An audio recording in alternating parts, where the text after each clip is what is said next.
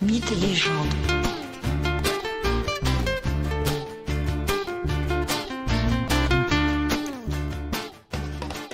Bonjour à tous et bienvenue dans ce nouvel épisode de Mythes et légendes. Aujourd'hui, je vous propose de suivre Héraclès dans la réalisation de son 7e travail. Héraclès, fils de Zeus, est condamné à faire les volontés d'Eurysthée, le roi d'Argolide. Ce roi froussard qui se cache si souvent dans sa grande jarre en bronze à l'arrivée d'Héraclès. Ce roi froussard, mais ô combien malicieux pour tenter de conduire le héros à sa chute.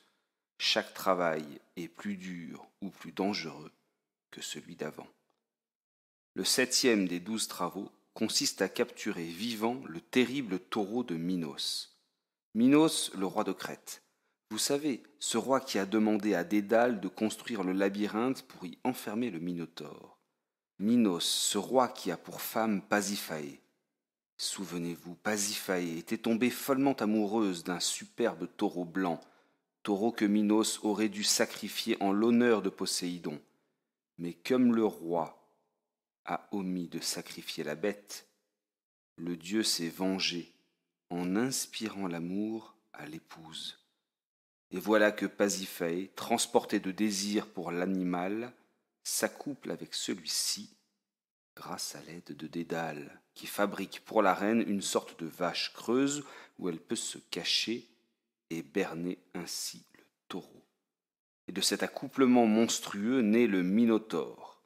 Bref, ce taureau blanc, ce taureau que Héraclès doit capturer vivant et ramener à Tirynthe, cette cité-forteresse à quelques encablures de la mer, ce taureau blanc est le taureau de Poséidon.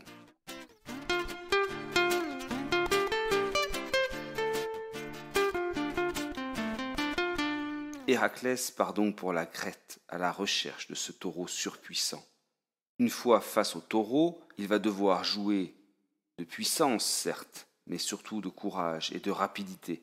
La bête est agile, très agile et dangereuse.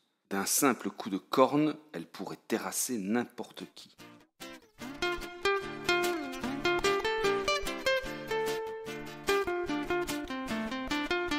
Héraclès observe l'animal, puis le prenant par surprise, il saute sur son dos et saisit les 2 cornes à pleine main pour à la fois s'accrocher et prendre le contrôle du furieux animal.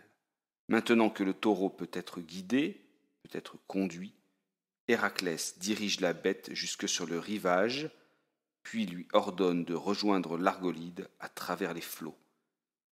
Héraclès, sur le dos du taureau, part sur la mer et rejoint ainsi la cité où règne Eurysthée.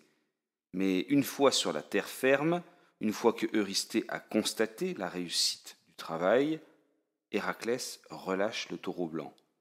Celui-ci ravage ici ou là telle ou telle plantation, bouscule des hommes, des femmes, puis va s'installer assez loin, dans la plaine de Marathon, proche d'Athènes. C'est alors qu'un autre héros va être chargé de tuer la bête. Ce héros n'est autre que Thésée, celui qui a déjà tué le Minotaure.